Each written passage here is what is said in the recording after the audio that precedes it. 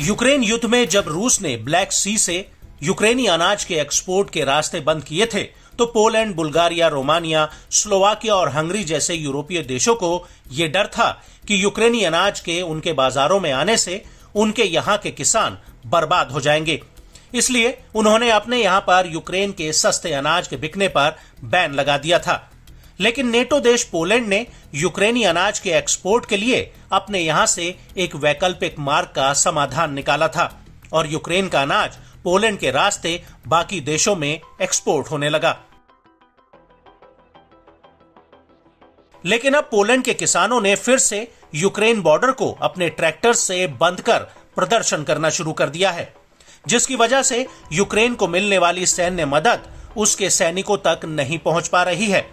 दरअसल पोलैंड के किसानों का मानना है कि पोलैंड के रास्ते जो यूक्रेन का अनाज दूसरे देशों को एक्सपोर्ट किया जा रहा है, वो कहीं ना कहीं पोलैंड के बाजारों में भी पहुंच रहा है, जिसकी वजह से पोलैंड के किसानों को उनकी फसल का जायज दाम नहीं मिल पा रहा।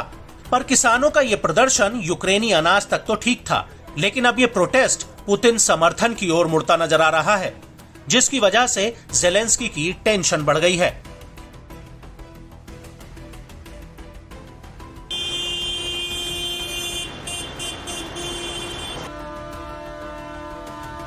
दरअसल प्रदर्शन के दौरान एक ट्रैक्टर पर पुतिन समर्थित बैनर लगा दिखाई दिया, जिसमें रूसी राष्ट्रपति व्लादिमीर पुतिन से यूक्रेन और ब्रुसेल्स को सुलझाने का आग्रह किया गया था।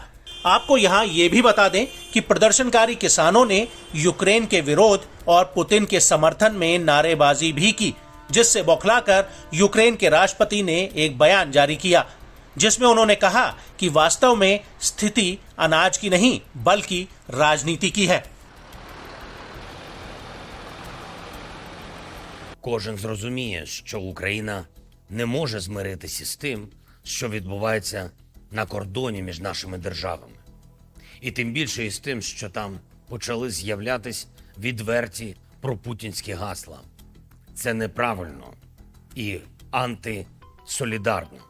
І, зокрема, у вчорашньому випадку з нашим зерном, яке висипали із вагону, це було ще й просто неправдиво, бо ані граму з того збіжжя не везли у Польщу на продаж. Дощ Москви на наших землях, дощ непорозумінь.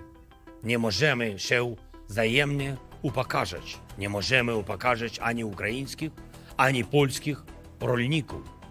Potrzebujemy jedności, potrzebujemy rozwiązań między nami, Ukrainą a Polską i na poziomie całej Europy.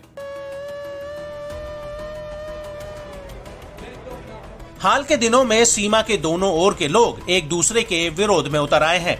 इस महीने की शुरुआत में ही कुछ प्रदर्शनकारियों द्वारा कथित तौर पर जमीन पर यूक्रेनी अनाज फेंकने के बाद पोलैंड में यूक्रेनी दूतावास ने पुलिस में शिकायत दर्ज कराई थी। दूतावास के अधिकारियों ने इसे शर्मनाक अपराध कहा था, जबकि पश्चिमी यूक्रेनी शहर लवीव के मेयर एंड्री सदोवाय ने प्रदर्शनकारियों को रूस समर्थक उकसाने वाला करार दिया था।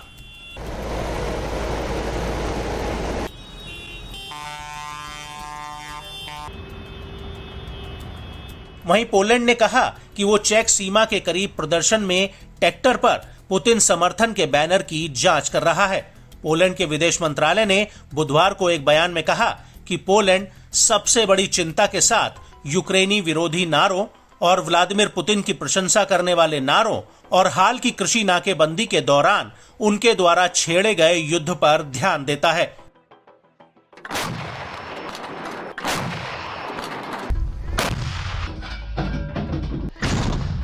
दरअसल यूक्रेन को युद्ध में समर्थन करने के लिए ब्रुसेल्स द्वारा यूक्रेनी उत्पादों के लिए टैरिफ और कोटा हटाए जाने के बाद 2022 में यूरोपीय संघ का कृषि बाजार बुरी तरह से चरमरा गया था।